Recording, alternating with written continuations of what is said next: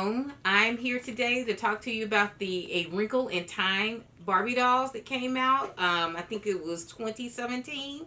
And I know I'm a little late getting around to them, but they've been in my doll room for quite a while and taking up a lot of space, so I decided to debox them today. So first we have Mrs. Which, and that's the Oprah doll here. And then we have Mrs. Who, and she's the Mindy Kaling character. And apparently in this movie, I haven't seen it yet, but in this movie, Meg, a little girl, is looking for a missing father. And so she goes on this trip throughout the galaxy and she meets up with these two celestial beings. Supposedly they're made out of stardust, and they guide her. They help develop her as a warrior and a person that has the strength to and the know-how to find her father, to be reunited with him. So today we're going to get these out of the box, but first I just wanted to give a big thanks to John Dean.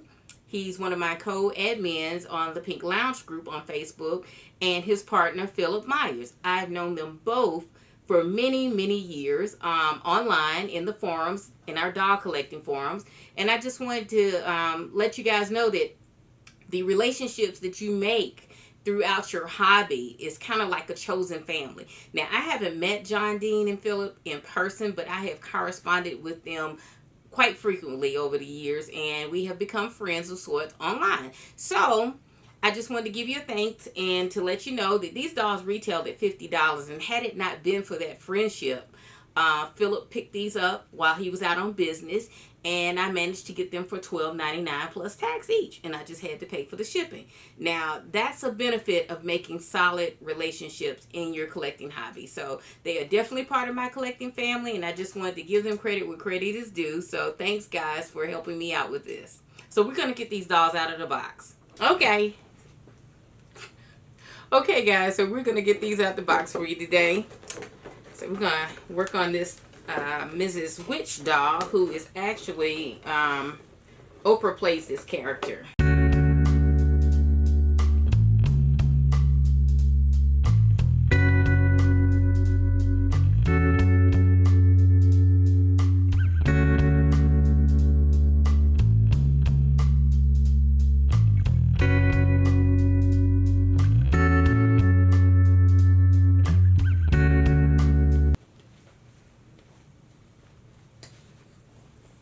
So, as with most Mattel dolls, they do come with a collector stand, and she has a certificate of authenticity about her. And just looking at it, this is definitely some sci-fi fairy tale stuff going on in this costume. Hopefully, I can use some of the pieces, at least that silver blouse. But Oprah is definitely coming out of this outfit.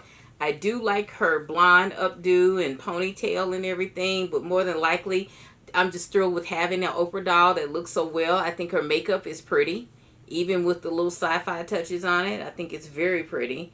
And she has a nice little chunky ring on, and she has some fierce looking golden spiked boots that I can probably incorporate in some other outfit for one of my dolls. But most of all, I'm going to get her undressed so you can see her body. I'm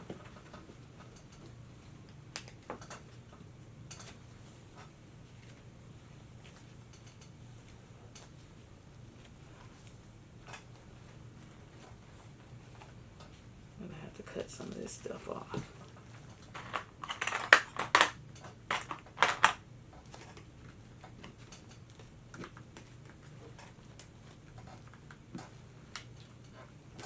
Hi guys, so I'm back. It was quite an undertaking trying to get Oprah, or Mrs. Which, out of her costume here. Just so you know, she has the same body as the nighttime glamour, the Look Barbie has. And I have her, Barbie Fashionista 105. I put her on that body, and it's basically the same body. It just looks like Oprah's skin tone is just a hint more redder, a little warmer in tone than this body, but it's basically the same color, basic points of articulation, wrists, elbows, shoulders, and knees, and it has a stationary ankle. So I like that. Personally, I like that body.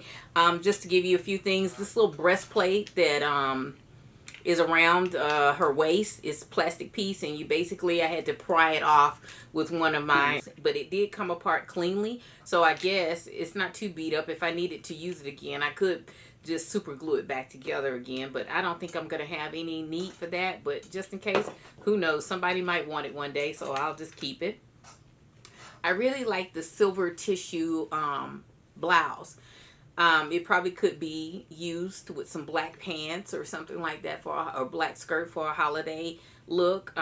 It is sewn on, so what I did was I just gently pricked apart the little seams that was holding it together, and it still came off intact. And I do appreciate the little elastic bindings they have that go between the thighs like a bodysuit to hold this down, so when you tuck it into a pair of pants or a skirt, you know, it's gonna fit in there snug, and you don't have to worry about the shirt coming out the waistband or what have you. So I like that.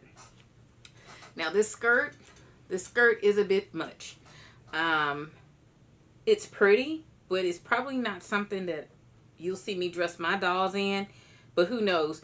One of my fabulous, talented, artistic friends could probably take and make this something fabulous for one of the girls. So the pluses are, I like her makeup. I like her silky blonde hair. It's pretty.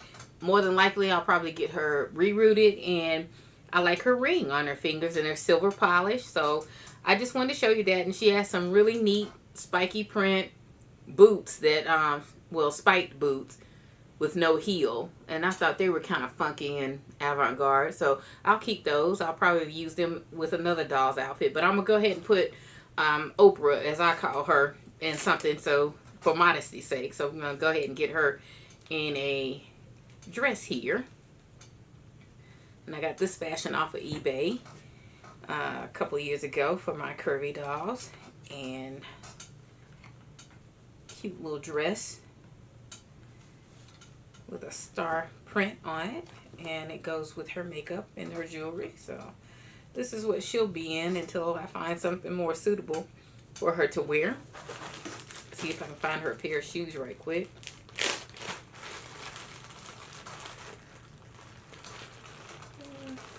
Let's see. Nothing in this bag we want to use, but we'll get to Oprah's shoes in a few minutes. We'll just set her to the side. And the next doll is this Mrs. Who. This is Mindy Kaling.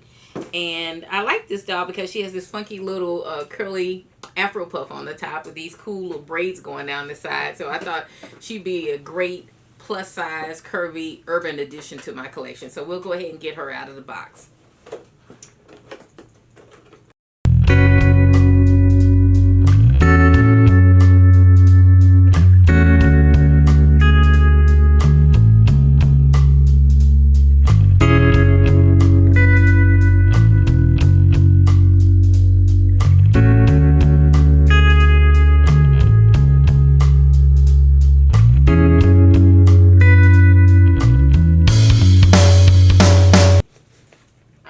So she has like this surcoat type print. I really like it. It's gold lame on the inside, and it's this beautiful navy crushed velvet with these sci-fi looking ancient scroll type pattern markings on it. And I think kind of unique, so you'll probably see it again in my doll collection. I'll probably do something with it, and you'll see somebody wear it. So we'll put that there. But what I really like is the underdress. Can anybody say maxi dress? Because that's what I'm looking at. So this will be a good piece for my curvy dolls. You know, they've got a nice little maxi dress to wear here. You know, so I really like that. Dress that up with some jewelry and some gold hoops and some bracelets. And she does have all these little ancient scroll type tattoos all over her arms.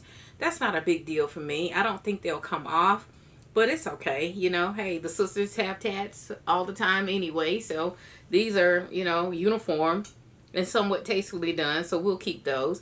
But I think her hairstyle is the cutest, wrapped up in this curly little pineapple bun, and then we have the braids, 2 braids on either side. So I like that. I like the uniqueness of this doll. I also like her little silver wedge heels, and in fact these are perfect shoes for Oprah's little dress. So we'll go ahead and give these to Oprah. And now, there we go. That works for her.